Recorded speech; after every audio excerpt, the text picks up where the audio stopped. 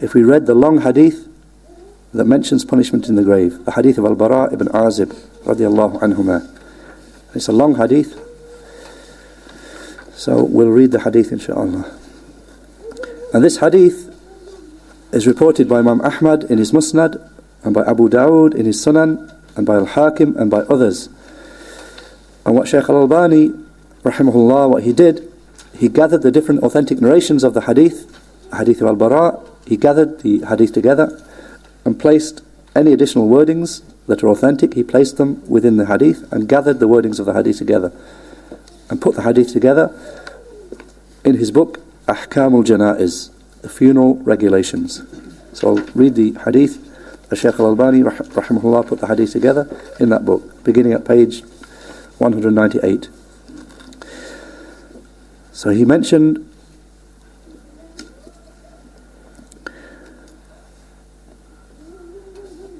and the point he mentioned the hadith at is where he said, and it is permissible to sit at the side, meaning sit by the grave at the burial, with the intention of reminding the people who are present of death and what comes after it.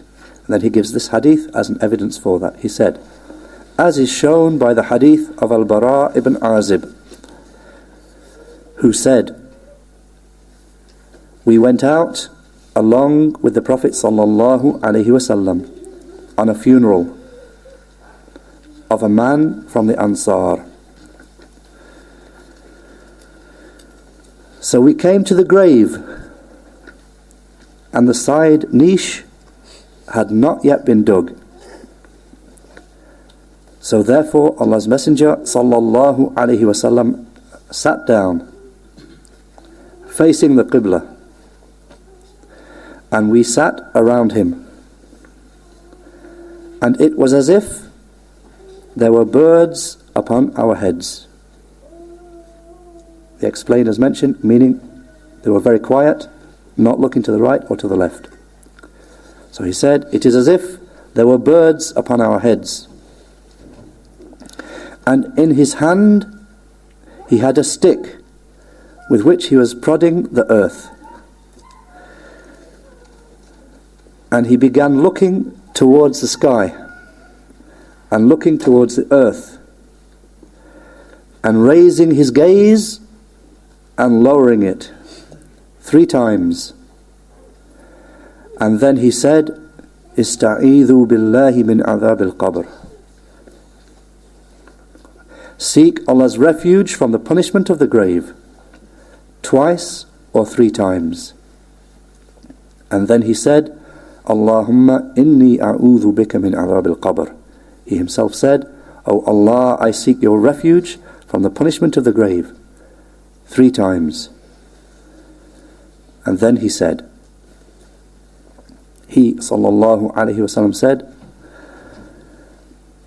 the believing servant, the mu'min, the believing servant, when he is departing from this world and going on to the hereafter, then some angels from the heavens descend upon him with white faces, as if their faces were the sun. With them there are shrouds from the shrouds of paradise, and perfume for embalming from the perfume of paradise, until they sit at a distance away from him which can be reached by the sight. And then Malakul Maut, then the angel of death alayhi salam comes, until he sits by his head and says, أيتها النفس الطيبة المطمئنة اخرجي إلى مغفرة من الله ورضوان. The angel of death says, O pure soul, and in one narration, at rest, O pure soul, at rest, come out to forgiveness from Allah and His pleasure. He said, so it comes out. In the believing person's soul, it comes out, flowing, just as a drop of fluid flows out from a vessel. So he takes it. The angel of death takes it. And in one narration, when his soul comes out, then every angel between the heavens and the earth makes supplication for it. And every angel in the heaven. And the gates of the heaven, mean the lowest heaven, the gates of the heaven are opened for him. And there are no inhabitants, mean no angels, present at any gate, except that they make supplication, dua to Allah, that his soul should be taken up from their direction. So when he takes it up, he does not, or the angel of death, when he takes it, he does not leave it in his hand. He doesn't leave the person's soul in his hand, even for the blink of an eye, until he takes it and places it in that shroud, until he places it in that shroud, and in that perfume. And that is his saying, He the Most High, توفتhu رسولنا وهم لا يفرطون. The ayah with the explanation, our messengers take his soul in death, and they do not fall short in their duty. Then he said, and a smell comes from him like the purest musk found upon the face of the earth. He said, then they ascend with it, with that believing soul. They ascend with it, and they do not pass by anyone, meaning any group of angels, except that they say, what is this pure soul? So they say, it is so-and-so, the son of so-and-so, mentioning him by the finest names which he used to be called in this world, until they take him to the lowest heaven, and they request that it be open for him. So it is open for him. And then the closest ones from every heaven accompany him to the next heaven, until he reaches the seventh heaven. And Allah, the Mighty and Majestic, says, write down the record of my servant in Illiyin, mean in the highest heaven. وَمَا أَدْرَاكَ مَا إِلِّيُّونَ كِتَابٌ مَرْقُومٌ يَشْهَدُهُ الْمُقَرَّبُونَ. The three ayahs with the explanation. And what will explain to you what Illiyun is, in it will be the written down record, witnessed by those drawn close. Then he said, so his record will be written down in Illiyin. Then he said, or rather he said, then it will be said, return him to the earth, for I have promised that from it I created you, and to it I shall return you, and from it I shall take you out another time. He said, so he will be returned to the earth, and his soul will be returned to his body. He said, and he will hear the striking of the feet of his companions when they depart from him, going away. I mean, when he has just been buried, he'll hear the footsteps of his companions departing after the burial. And then two severe angels will come to him. Two stern, severe angels will come to him. And they will be very abrupt with him. And they will make him sit up. And they will say to him, Man Rabbuk, who is your Lord? So he will say, Rabbi Allah, my Lord is Allah. So they will say to him, Ma dinuk, what is your religion? So he will say, my religion is Islam. So they will say to him, what was this man who was sent amongst you?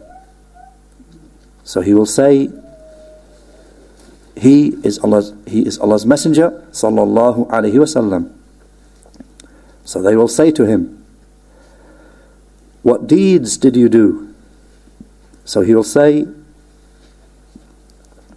I read the book of Allah and I believed in it and I affirmed it. So he will be abrupt with him and say, who is your Lord? And what is your religion?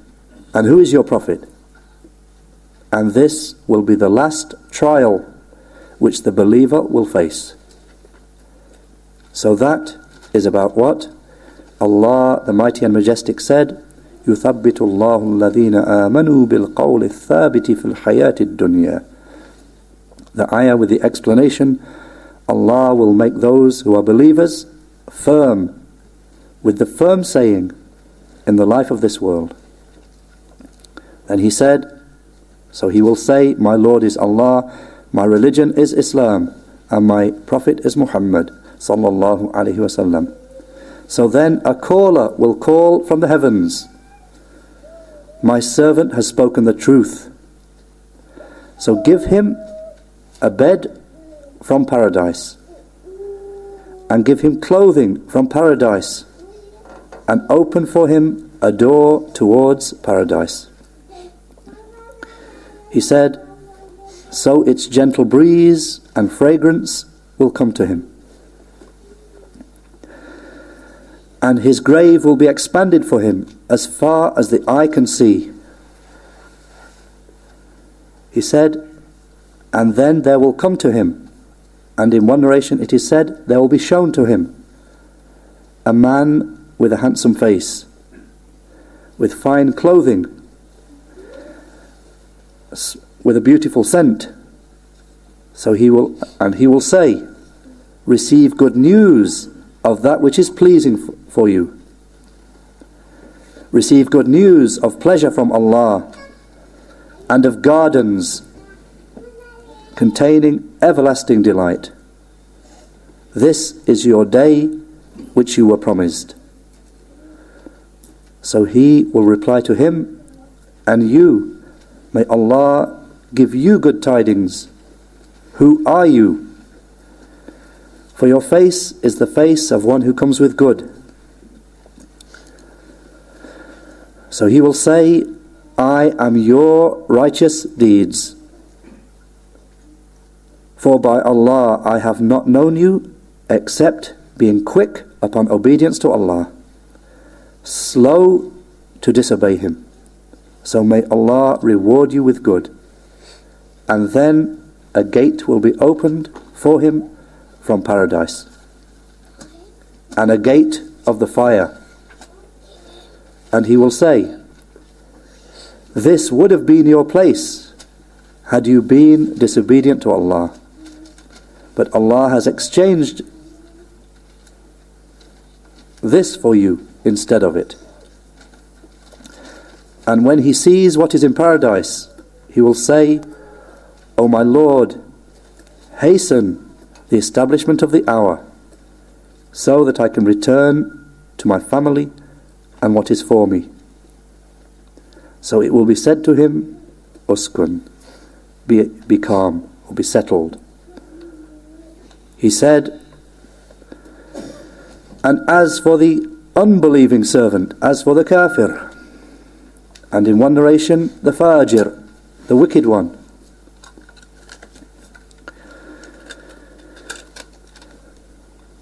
then when he is departing from this world and going on to the hereafter, Then angels descend upon him from the heaven. Angels who are severe and stern, with black faces, having sackcloths from the fire. So they will sit at a distance from him that the sight can reach. And then Malakul Maut, then the angel of death will come until he sits by his head. And he says, أيتها النفس الخبيثة اخرجي إلى سخط من الله وغضب. The angel of death will say, O foul soul, O filthy soul, come out to wrath from Allah and anger. He said, so his soul will scatter throughout his body. So he will drag it out, just as a pronged fork with many prongs is pulled through wet wool.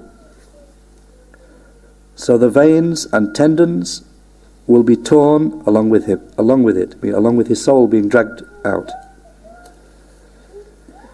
And he will be cursed by every angel between the heaven and the earth, and by every angel in the heaven. And the gates of the heaven will be locked. There will not be any inhabitants of any gate, except that they make supplication to Allah that his soul should not ascend from their direction. So he will take it. The angel of death will take his soul. And when he takes it, he will not leave it in his hand even for the blink of an eye, until he places it in that sackcloth. Sacking, that material to make sacks with, or the like of that. And there will come out from him a smell like the worst stench of the foulest corpse rotting upon the earth. So they will take it up, and they will not pass by any group of angels except that they say, what is this foul spirit? So they will say, it's so-and-so, the son of so-and-so, mentioning the worst names which he used to be called in this world, until they reach the lowest heaven. And request is made for him that it be opened, but it will not be opened for him. Then Allah's Messenger sallallahu alaihi wasallam recited the ayah, لا تفتح لهم أبواب السماء ولا يدخلون الجنة حتى يلج الجمل في سم الخياط. The ayah with the explanation, the gates of the heaven will not be open for them, will not be open for the unbelievers, nor will they enter paradise until a camel passes through the eye of a needle. And he said, so Allah the Mighty and Majestic will say, write the record, or he will say, write his record in Sijjeen, in the lowest earth. Then it will be said, return my servant to the earth, because I have promised them that from it I created you, and to it I shall return you, and from it I will bring you out another time.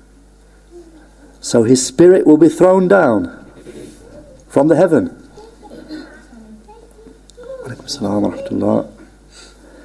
Until it lands in his body.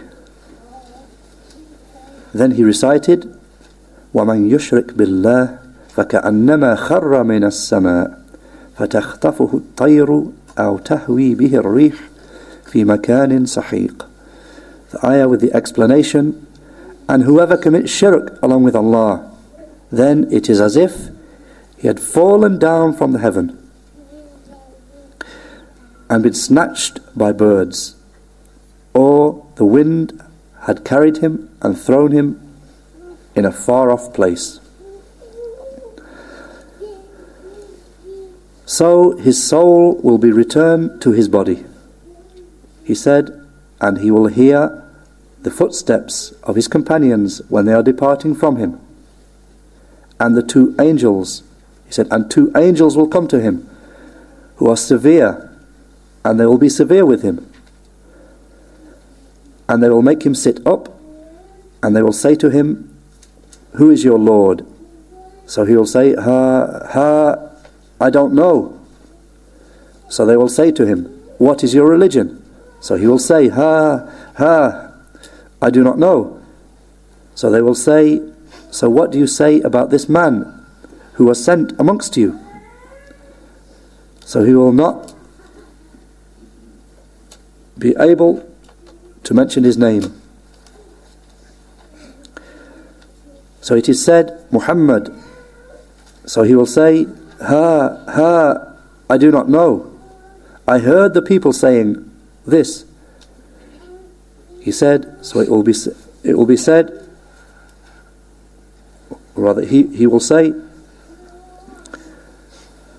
rather it will be said, you did not know, and you did not recite. So then a caller from the heavens will call, he has lied.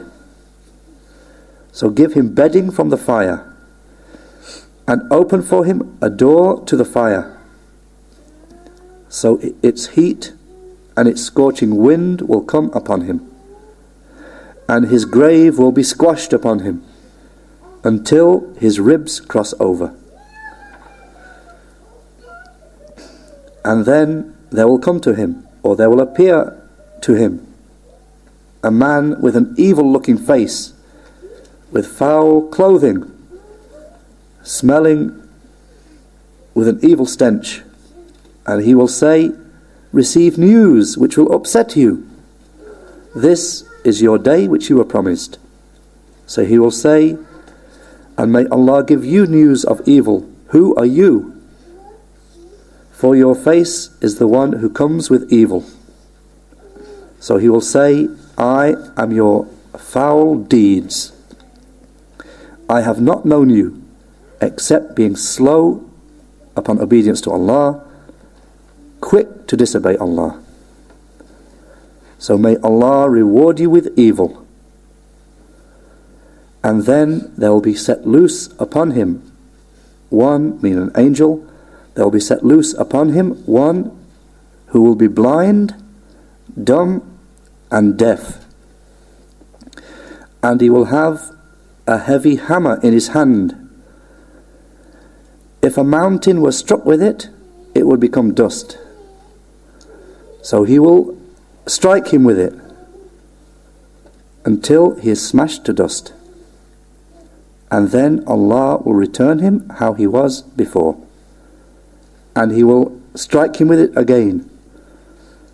And he will scream with a scream which will be heard by everything except for mankind and jinn. And then a gate will be open for him from the fire. And bedding will be given for him from the fire. So he will say, O my Lord, do not establish the hour. Shaykh Albani said, the hadith reported by Abu Dawood and Al-Hakim and At-Tayalisi and Ahmad, and this full wording is that of Ahmad, and by Al-Ajurri in Al-Sharia and others, he mentions others. Then he said, and Al-Hakim said the hadith is authentic to the standard of the two sheikhs, and Al-Dhahabi agreed with that, and it is just as they said, meaning the hadith is authentic to the standard of Al-Bukhari and Muslim, and it was declared Sahih, authentic, by Ibn al-Qayyim in his book I'lam al-Muwaqqi'in, and in his book Tahdhib al-Sunan. And then Shaykh al-Albani in a footnote, he mentions that in some places here he's mentioned additions in brackets. He mentions each addition, which book of hadith it is taken from. Walhamdulillah wa sallallahu ala Muhammad. Are there any quick points of clarification?